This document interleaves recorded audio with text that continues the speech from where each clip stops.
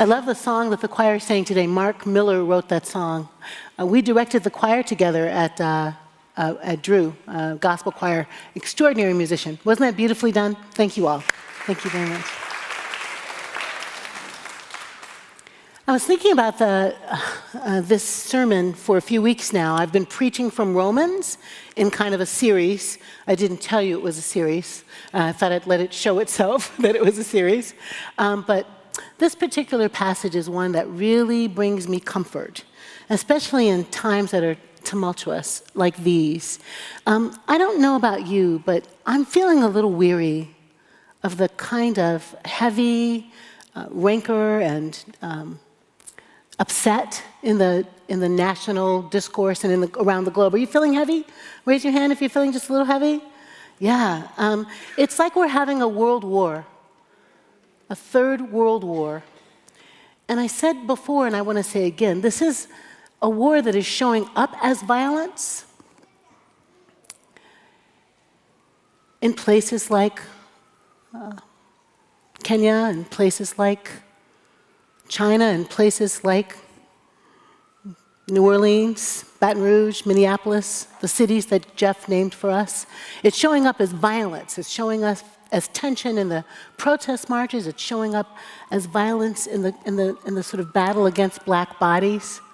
But even more than that, even more than the violence, is this kind of psychological war. Are you feeling that?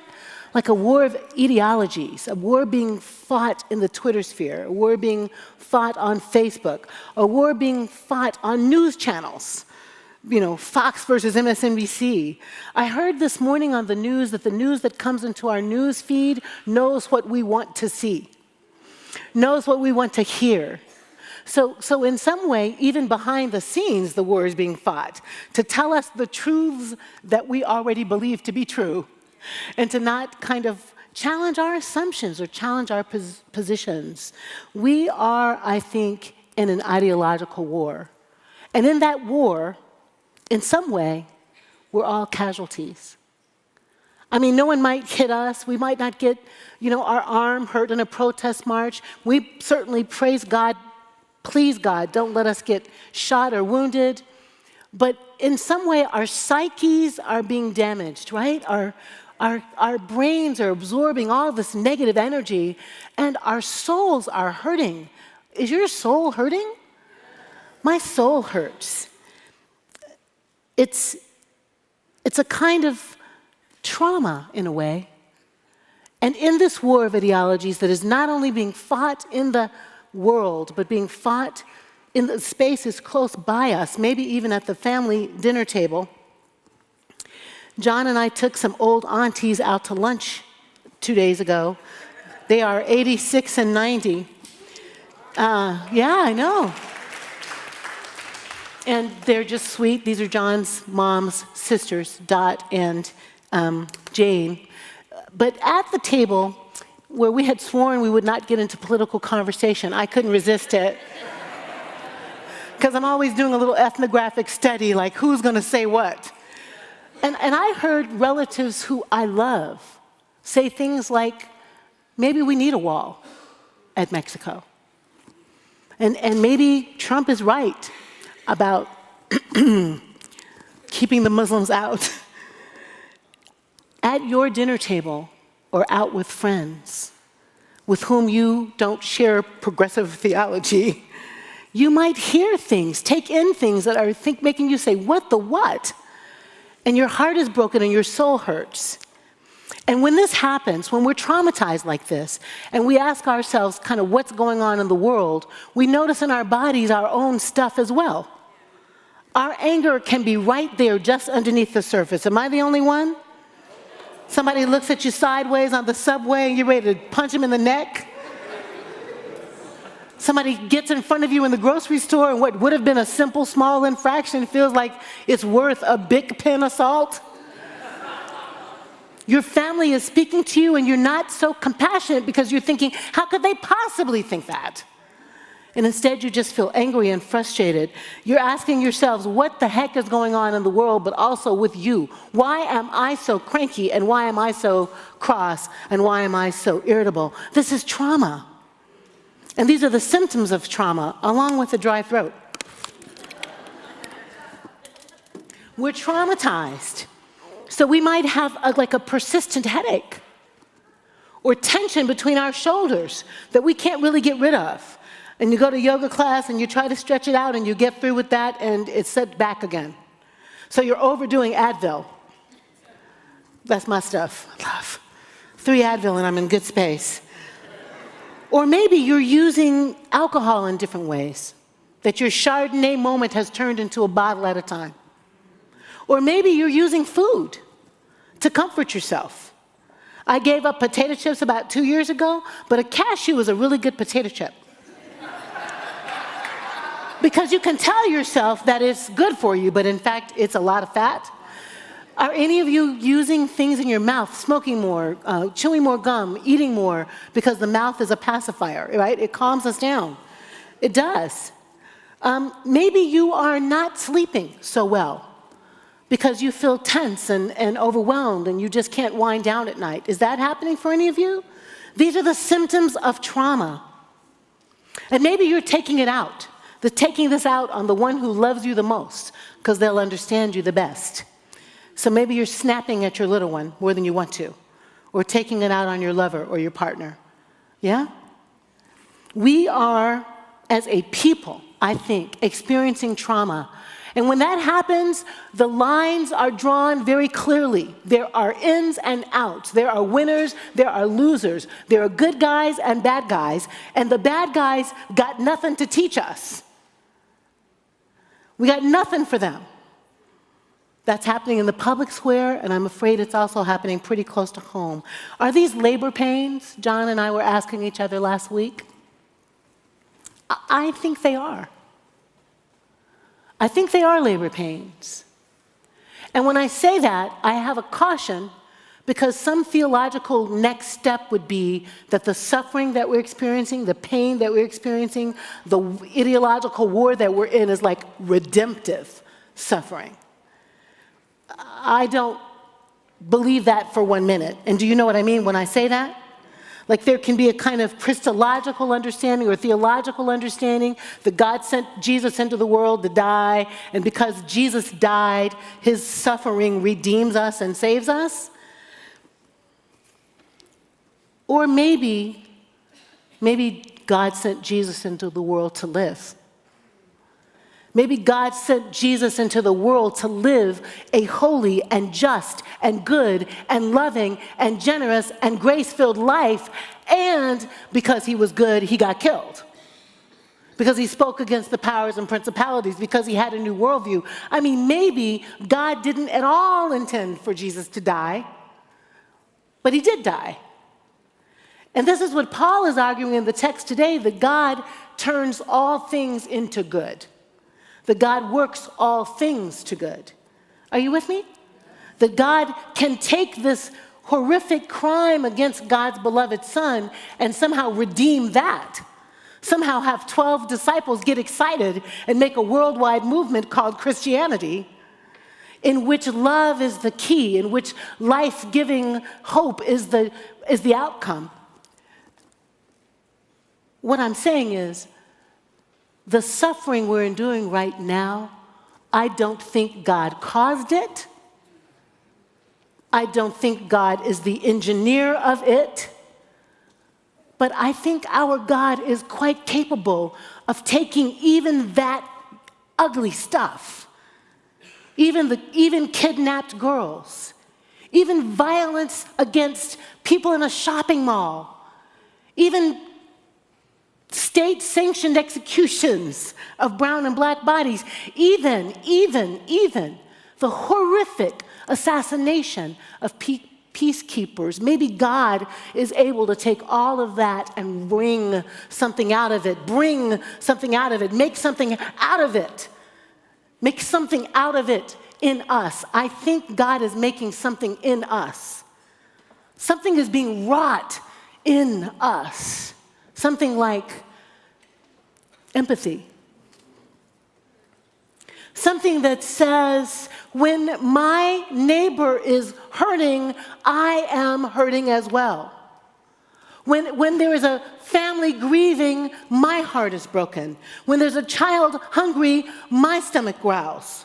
When there's a neighbor as far away as Berlin whose life is wrecked, I cry tears in solidarity. When Dallas happens, I'm thinking about how to build relationships with community police. Do you understand?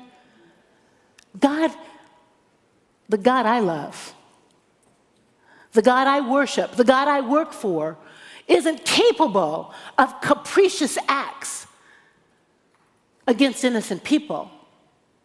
The God I love, the God I worship, the God I work for, I think is like a loving parent of a teenager. I used to be a teenager. You used to be a teenager. Your parents, the parents of teenagers, know that kind of, balance between close management and letting go. Because if you don't let go, they don't grow up.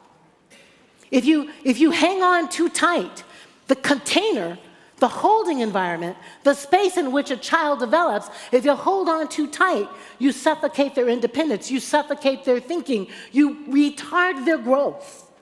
But if you give a little, let go a little, you give a little, let go a little, the child takes inside the child your ideas. You with me? The child becomes its own parent. The child says, no, I better not drink a whole bottle of gin, because I'm not going to be able to go to class tomorrow. The child says, I better be safe when driving the car or I'll hurt somebody. The child becomes like the parent and parents the child's self. That is, I think, what God is like. I think we are like teenagers in a way. And that God is standing back just enough, giving us just enough room to see, will the children of God, in fact, reveal themselves as children of God? Will we, in other words, grow up? Will we grow up and have a grown-up relationship with a grown-up God? A God that's not a puppet. A God that's not a genie. We don't rub God with our prayers and poof, good life comes out. God is, in fact, a loving parental other who wants to partner with us, who needs our grown-up faith. A grown-up faith that says, actually, the world's problems are my problems. And I actually have gifts to use and talents to bring to bear and resources to turn on. And I've got to partner with my neighbor who isn't the one sitting next to me only, but the one across the street and the one across the globe and the one across the aisle. We're traumatized and we're grieving. And when we're traumatized and when we're grieving, we can be angry, because that's part of grief.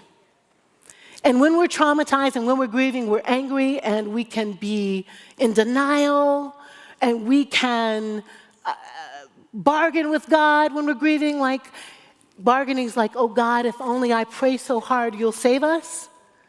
But bargaining can also be like, oh God, if I'll just kick somebody's behind, you will too. Yeah. Bargaining can be like creating the God that's in our own image, that's on our side, that doesn't like them, doesn't love them, and somehow, before you know it, God's at war with their God. Are you with me? Paul's book to the church at Rome, his letter to the church at Rome, is written to a traumatized people becoming a people, becoming not so much Roman and not so much Jew, but becoming Christian, or a part of the way, the new way, the revolution that Jesus was creating, the revolution that Yeshua was making. And they were trying to find their way into that identity, and they were in trouble, they were in pain, they were at war. And Paul says, those whom God called, God foreknew. and those whom God foreknew, God loved. God is wringing something out of us. God is creating something in us. In the pain, in the heartache, in the fire, in the struggle, God is shaping something in us, teaching us, forming us. We're being taught heart lessons that lead to empathy. Again, God's not causing these things. God is able to make something good happen out of these lemons, something like lemonade, something like hope, something like, I thought Jim would like that lemonade reference, something like empathy, purpose, intentionality, focus, vocation, calling to do something. And God is our loving parent who's watching, holding, shepherding, guiding, enabling, equipping, teaching, converting, and conversing with us if we'll stop and take a moment to do so. One of the things about trauma is it also can disrupt our patterns. So if we're regular prayers or regular meditators, we're not doing that anymore because it's too busy, you know. But God is looking for us in the prayer closet. God is looking for us in the discipline of conversation with God to sort of reorder and rewire the same narrative, but like, hey, this is what I mean for you. And you aren't the first people, my people, God is saying, to go through this stuff. You are surrounded by a cloud of witnesses whose faith in me, God is saying, sustained their race, kept their feet on the ground, kept their hearts on fire for justice, and soothed their broken heart. Something is being wrought in us, something made, something rising up out of the suffering and the heartbreak, rising up out of the ashes, something rising up out of disappointment, something like empathy, something like compassion, something like purpose, something like determination, something like love is love, that can do stuff, because love is strong and powerful. And Paul says, on our worst day, God is sticking to us like glue. We're connected to a source, to a power that is so great that nothing can shake it. And you know, the reason we have to read Scripture sometime for ourselves is because these texts can seem so fantastic, we can't even believe it. But this is what the Scripture says. Nothing separates us from God. Nothing. Not heartache, not famine, not hunger, not thirst, not violence, not racism, not homophobia, not xenophobia. Nothing separates us from God. Not peril, not the sword. Nothing separates us from God. Not our own stuff. Not our disbelief. Nothing. Not our doubts. Not our fears. Not a thing. There's nothing you can do or feel or experience that separates you from the one who loves you. Nothing. Now that's something to get up in the morning feeling okay about. That connection will outlast enmity and enemies. That connection will outlast heartbreak and soul sickness. That connection will outlast grief and pain and disgust and disappointment and unemployment and breakups.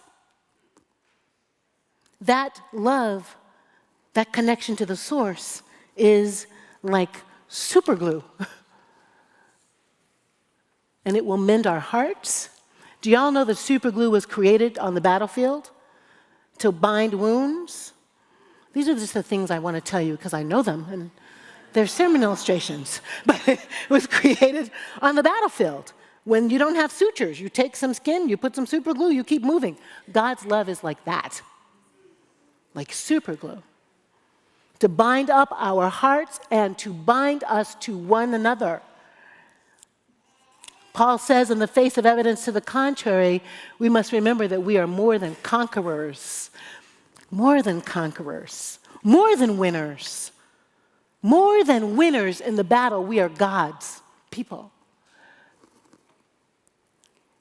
A few weeks ago, the gospel choir sang this really beautiful piece of music written by Kirk Franklin. One of the verses says, "To every broken person that may hear this song, to every boy or girl that feels their smile is gone, I know exactly how it feels to lay in the bed at night and cry and cry."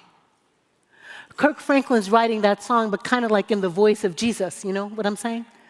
Those of us who do the faith thing believe that this faith, God came all the way down in human flesh to understand thisness, heartbreak and hopelessness and despair and fatigue and soul tired.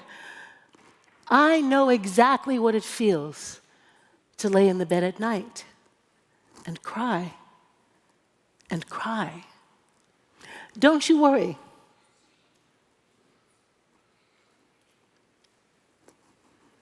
Don't worry. Don't worry, because God is faithful and God cares about the tears we cry and the pain we feel. It's there. When we are weak, God will be strong. And even though we don't know how, don't you worry. I love me some Dion. She will play the piano right now.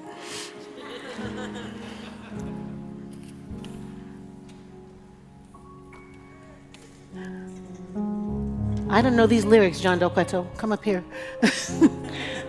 Come on, baby. Don't you worry.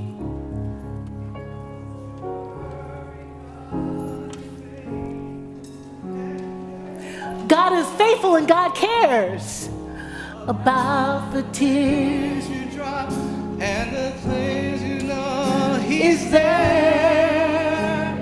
When you are weak, that's when He's strong, even though you don't know how. Even though you don't know how. Don't you worry, God will hold you now. You can sing that with us, come on. God, don't you worry. Don't you worry, God will hold you now. Sing it to your neighbor. Don't worry, don't worry, don't worry, don't worry. Don't you worry, God will hold you now. Now hang on to yourself, because you need a hug. Come on now. Don't you worry, God will hold you now. Don't you worry, don't worry, don't worry. Don't you worry, God will hold you now.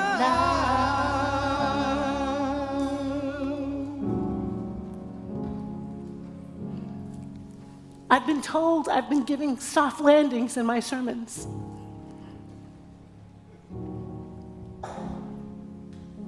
I've been so overwhelmed. Hear this. I work for power that just happens to be called God. Hear this. I work for love. My boss is capable of doing more than we can ask or imagine through power and work within us. My God is an awesome God. There is not a thing that you've encountered that God doesn't know how to handle. There's nothing that you've been given to bear that is too much to get through the other side. You are not alone. You are beloved. And God is working something out in us, in each of us. And it is going to be okay. It is going to be okay. It is going to be okay. It is going to be okay. It is going to be so good because that's God's promise. May it be so.